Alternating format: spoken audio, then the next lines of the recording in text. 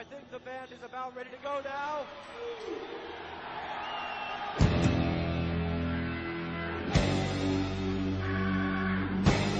The reason that I designed this show in the first place all those years ago was because I had become somewhat disaffected by doing gigs in football stadiums in front of large numbers of people who I felt were not really engaged in the same thing that I was engaged in.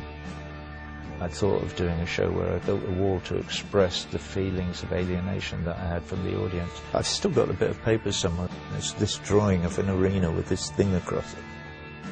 The way the show works is that we go on at the beginning and there's little bits of wall at the side of the stage, and during the first half of the show, while we're playing, the wall gets built until at the end of the first half it's complete and the band are still playing, but they're behind this 35-foot high wall. When we start the second half, we come on and we start playing and you can't see us. You can see that there's some lights going on and off. That's what's happening. That's the theatre of it. When people see that they're separated from the band, they understand that it's not just about them, the audience, being separated from us, the performance. It's also about separation between East and West, rich and poor, powerful and weak.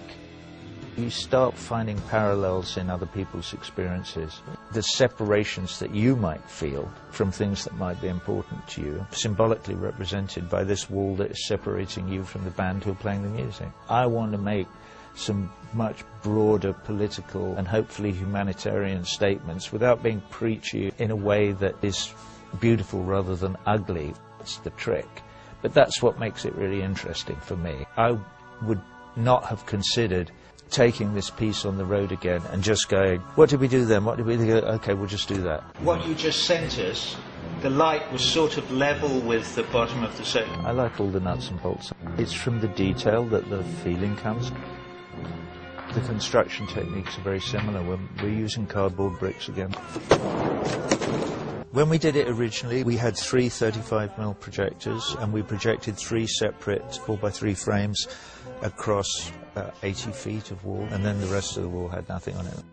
In this production, we're projecting across 230 feet, across the whole thing, the whole width of the wall. It looks really beautiful. Day after day. A lot of the story relates directly to what was going on in my life. I had some pretty dark and desperate moments all those years ago. When the first wife left, over the phone, I was devastated. I did sort of bounce off the walls for quite some time. I didn't ever smash up a hotel room or throw TV out the window or anything. That was Led Zeppelin. Bless them. Thank God. If there was a God, you know, which there isn't, obviously. But if there was, one would thank him for that. Look, Mummy, there's an airplane up in the sky. A very large part of my story was the loss of my father when I was very young. Well, sadly, there are still lots of fathers going to war, and there's lots of families who've lost soldiers. But there are even more families who've lost fathers who are civilians that happen to be where they were living in. I think my father stays with me in my reaction to the senseless loss that is engendered by wars that we're not really quite sure what they're for. I experienced the loss of my father more in terms of empathetic reactions that I have to other people who are experiencing the same thing that I did when I was a little kid.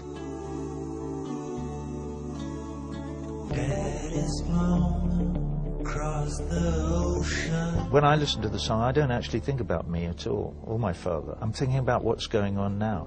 I'm wondering why we're in Afghanistan. What are the walls surrounding all our lives that prevent us from getting at the truth to the extent that we're prepared to sacrifice young men, young women, civilians on the altar either of ideology or commerce?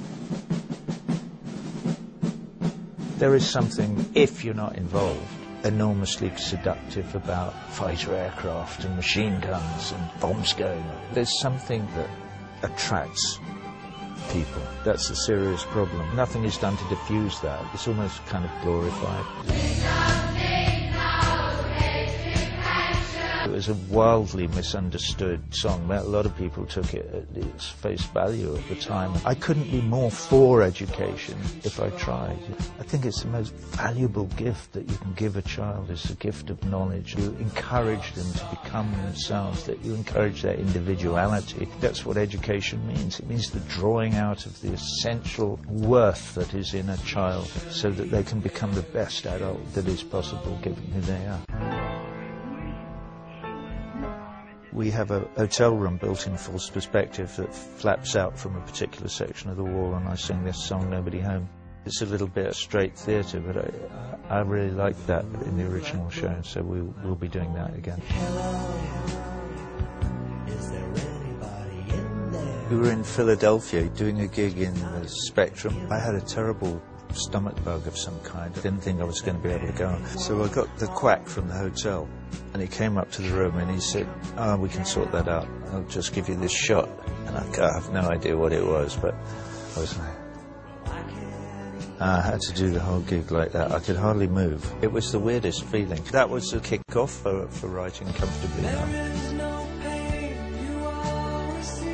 There's a numbing process going on, not just in our individual lives and with drugs that we might take or alcohol or whatever it is. And there's this sort of pervasive general sense that we're all being numbed. In terms of the state, the population needs to be numbed out. Because if it's not numbed out, it will just say, no. No, no, no, no, no. We're not doing that. Are there any queers in the theatre tonight? The people understand that it's satire and that it's tongue-in-cheek and that I'm not homophobic or racist or bigoted, and most of them are people who know the work quite well, and so they understand what it is and they enjoy it. It's called satire.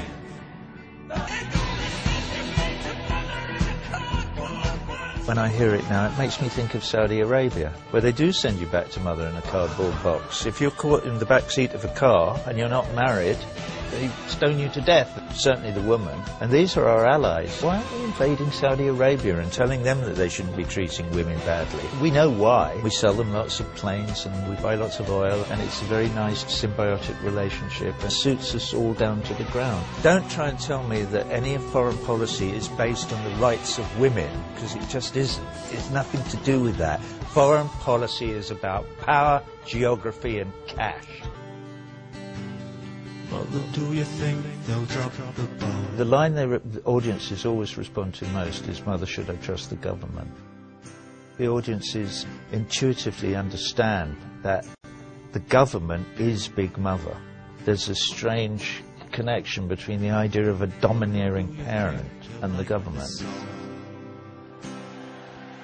As teenagers, if we're healthy, we rebel against our parents. We have to. It's part of growing up. You have to be rebellious and you have to work out your own way to go in life. They have to rebel against the status quo, the powers that be, the way things work, their government.